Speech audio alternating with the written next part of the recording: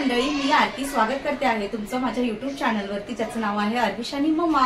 तर मंडळी, आज आहे गुरुवार आणि गुरुवारचं आपलं मार्गशीर्षची महिना चालू आहे, तुम्हाला माहिती आहे। आणि मार्गशीर्ष महिन्यातला पहिला गुरुवार आहे हा। तर मग सर्वांनी पूजा मांडली असेल, छान छान नैवेद्य बनवणारे तर महालक्ष्मी आईसाठी। तर माझे हे दर गुरुवार असतात, म्हणजे हे गुरुवार असतात मार्गशीर्ष महिन्यातले, आणि गुरुवारी मी पूजा मांडत असते। तर मी अशा प्रकारे पूजा मांडली आहे।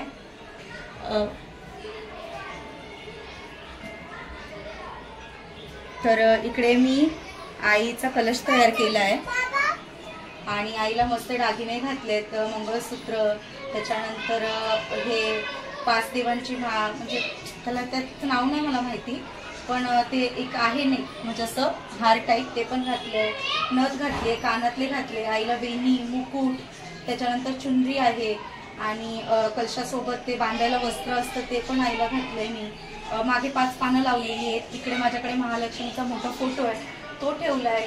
गणपती बाप्पाची मूर्ती ठेवलेली इथे, आणि इकडे पण एक महालक्ष्मीचा फोटो आहे माझ्या घरात, तर तो ठेवलाय।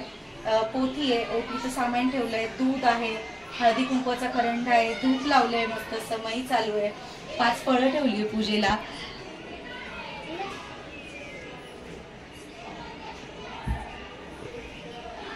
तर अशा प्रकारे मी पूजा मांडली माझी, आणि मी संध्याकाळी पूजा मांडली, कारण त्याचं कारण मला सकाळी बाहेर जायचं होतं, माझं थोडं काम होतं, त्या महत्त्वाच्या कामासाठी मी बाहेर होते, आणि मग संध्याकाळी मी तिकडनं 6-6:30 वाजता आले आणि त्याच्यानंतर मी पूजा केली आणि विशाल पण तोपर्यंत आले होते ऑफिसमधनं।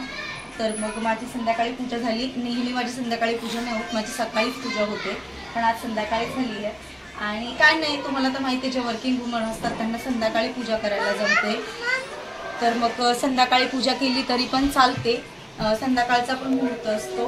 तर मग मी अशी पूजा मांडली आहे आणि मला पोथी वाचायची आहे, नैवेद्य बनवायचा आहे, ह्या सगळ्या गोष्टी मी करते आणि तुमच्यासोबत पण शेअर करते।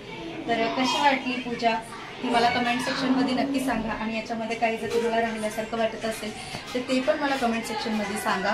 तर ठीक आहे, चला मी स्वयंपाकाची तयारी करते।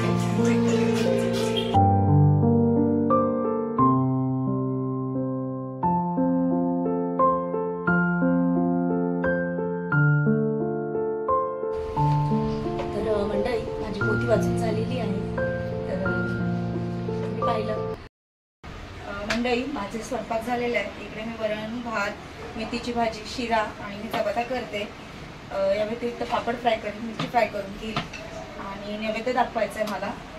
आणि जो स्वयंपाक मी केलेला आहे तो पूर्ण कांदा लसूण नाही वापरलेला स्वयंपाकामध्ये, वरण फक्त राई जिऱ्याची फोडणी दिली वरणाला पण, आणि मी हिरवी मिरची टाकली आहे भाजीमध्ये, पण दाण्याचा कूट आणि हिरवी मिरची आणि हलकंसं मीठ टाकलंय, बस, या व्यतिरिक्त काहीच नाही टाकलंय। तर असा माझा स्वयंपाक होतोय। तर चला नैवेद्य दाखवताना दाखवते तुम्हाला। मंडळी, माझा स्वयंपाक पूर्ण झालाय, नैवेद्याचं ताट तयार केलंय। तुम्हाला स्वयंपाकात दाखवलं काय बनवलं, फक्त शिरा दाखवायचा होता। तर हा शिरा बनवलेला आहे, आणि हा शिरा मी केळी टाकून बनवलाय, प्रसादाचा शिरा। पापड आहे, आणि चला इकडे पाणी पण ठेवलंय, नैवेद्य दाखवून घेते।